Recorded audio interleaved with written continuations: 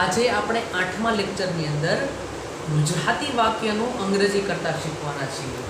તો ગુજરાતી વાક્યનું અંગ્રેજી એટલે કે નવી નવાઈની વાત નથી।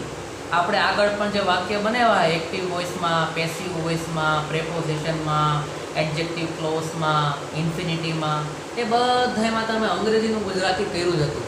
પરંતુ હવે જે આપણને મોટા મોટા વાક્યથી ભય લાગે છે કે ભાઈ આપણને ન થાય, આપણાથી શું થશે, ખોટું પડશે, એ બધી વસ્તુ દૂર થાય એટલા માટે તમારે થોડા ગુજરાતી વાક્ય જો હું આપું એનું તમારે પેસિવ કરવાનું છે।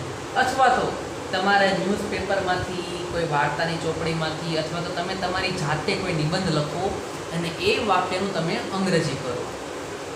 હવે જે પ્રેક્ટિસ કરવાની છે એમાં તમારે શું કરવાનું છે, તો તમે જે વાક્ય લખ્યું છે મેં આ 1922માં ઝવેરચંદ મેઘાણી સૌરાષ્ટ્ર કાર્યાલયમાં જોડાયા હતા। સૌથી પહેલાં તમારે એનો કાળ ઓળખવાનો છે। કયા કાળનું વાક્ય છે? તો છે આ છે સાદા ભૂતકાળનું વાક્ય, બરાબર છે।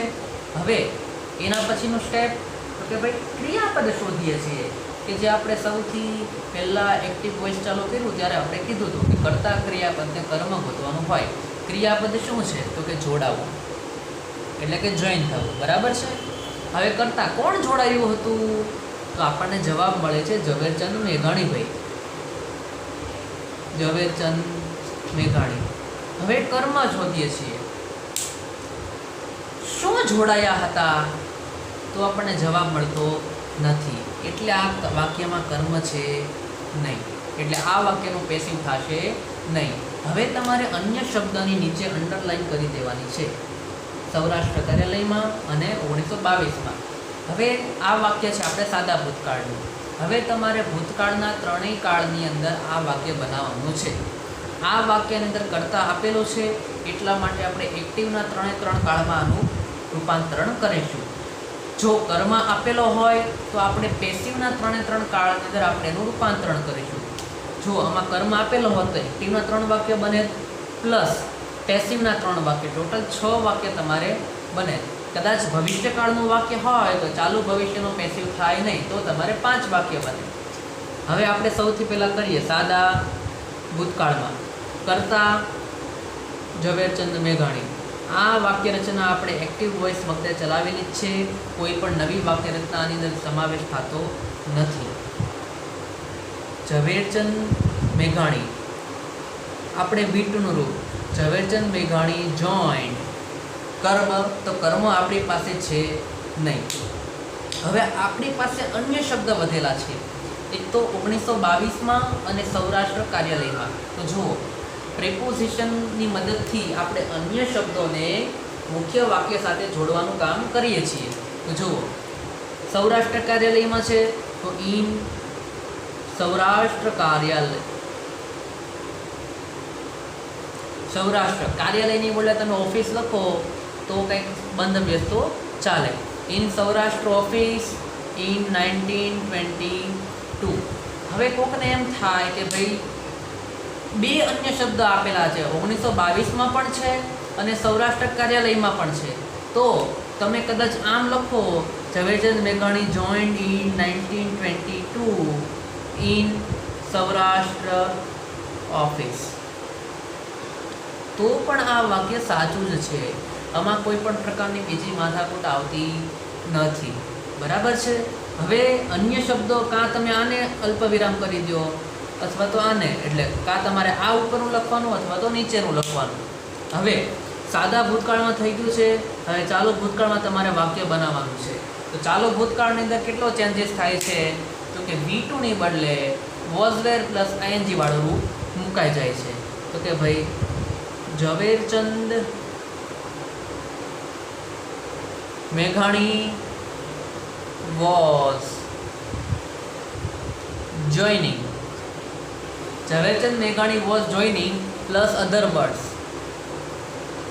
હવે અધર વર્ડ્સ આપણા કયા કયા છે? તો કે અહીંયા ઉપર છે જ, ઇન સૌરાષ્ટ્ર ઓફિસ ઇન 1922, બરાબર છે।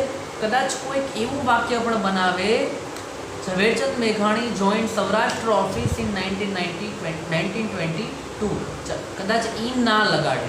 તો જુઓ, આપણે ગુજરાતી વાક્યની અંદર સૌરાષ્ટ્ર કાર્યાલયમાં લખેલું છે એટલા માટે આપણે ઇન લખેલું છે. કદાચ ઇન ના લખે તો પણ વાક્ય બની શકવાની શક્યતા છે. એટલે એમાં કોઈ ગભરાવાની જરૂર નથી. આપણે મોટા ભાગની વસ્તુ સાચી પડે એવો પ્રયત્ન કરવાનો છે. કદાચ આપણે અત્યારે સ્ટાર્ટિંગમાં હોઈએ અને આપણને એમ થાય કે ભાઈ આ એક શબ્દ ખોટો પડી જશે તો શું, કદાચ ખોટો પડે તો પણ ગભરાવાનું નહીં, કેમ કે ખોટો પડીને જ આપણે વસ્તુ સાચી બની શકે છે. હવે હું આને પૂર્ણ ભૂતકાળમાં વાક્ય બનાવીશ. તો કે ઝવેરચંદ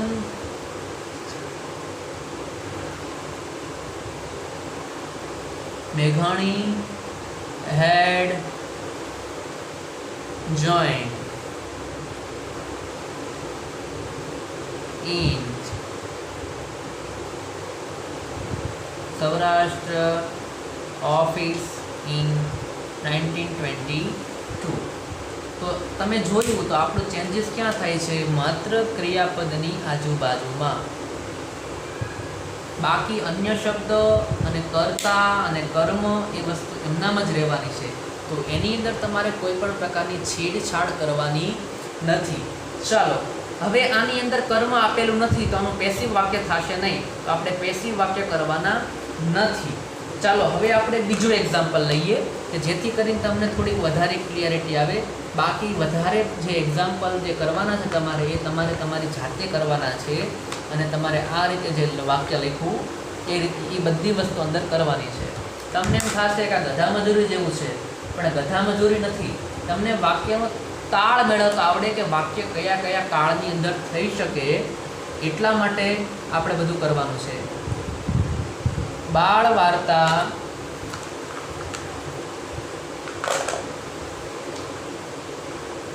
બાળ વાર્તાઓનો ખજાનો આપણા દેશની દાદીમાઓ પાસે સચવાયેલો હતો.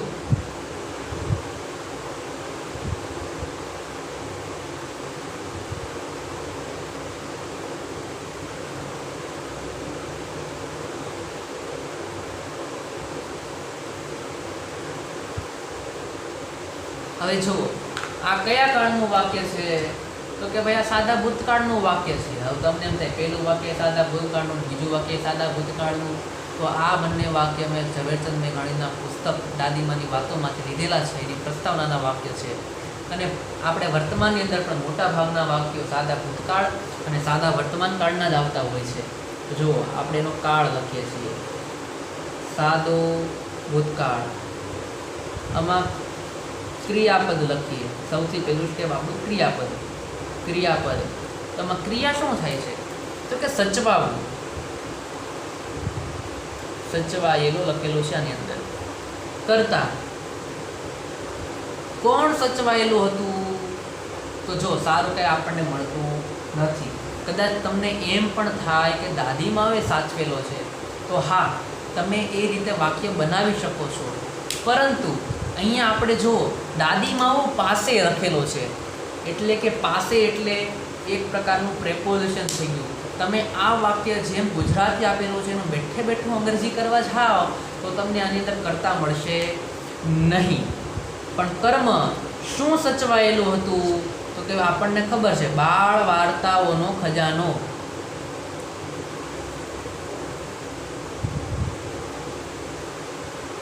કોક એમ કે કોણ સચવાયેલું હતું, એમાં બાળ વાર્તાઓનો ખજાનો મૂકી દઉં તો પછી પરાણે આપણે કરતા ગોતે એવું થાય તો પછી આપણને કર્મ ના પડે.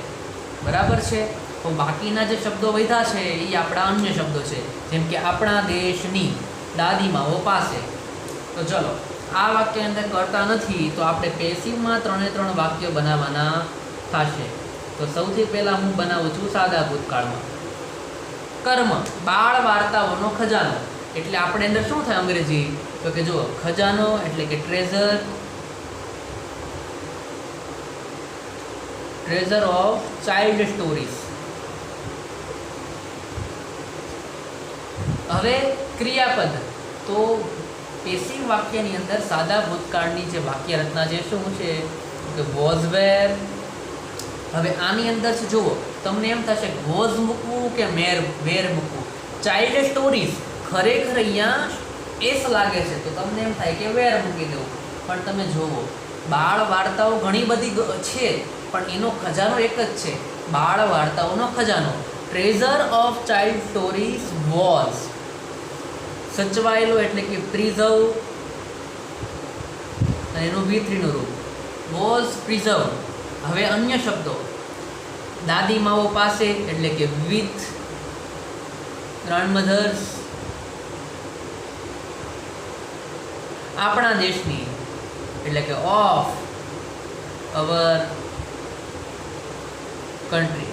સેમ ટુ સેમ આ વાક્ય તમે ચાલુ ભૂતકાળમાં બનાવો તો શું થશે? ટ્રેઝર ઓફ ચાઇલ્ડ સ્ટોરીઝ, કર્મ બેઠે બેઠું. તો પેસિવની અંદર ચાલુ ભૂતકાળની વાક્ય રચના શું છે? એટલે was wear plus bin plus V3 નું રૂપ, પ્રિઝર્વડ પ્લસ અધર વર્ડ્સ. હવે પૂર્ણ ભૂતકાળની અંદર વાક્ય બનાવો. કર્મ પ્લસ આની વાક્ય રચના શું છે? તો કે હેડ બીન plus preserved plus other words.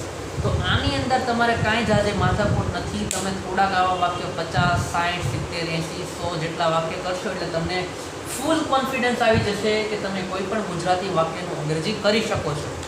પણ શરત શું કે ગુજરાતી વાક્યનો કાળ વ્યવસ્થિત સાચો હોવો જોઈએ. આપણે ગુજરાતી વાક્યમાં જ ઠેકાણા ન હોય તો પછી એનું અંગ્રેજી કરવામાં થોડી ઘણી તકલીફ પડી શકે છે. તો બસ તમારે વાક્યની પ્રેક્ટિસ કરવાની છે. એ વાક્ય હું તમને મોકલી દઈશ. ઓકે.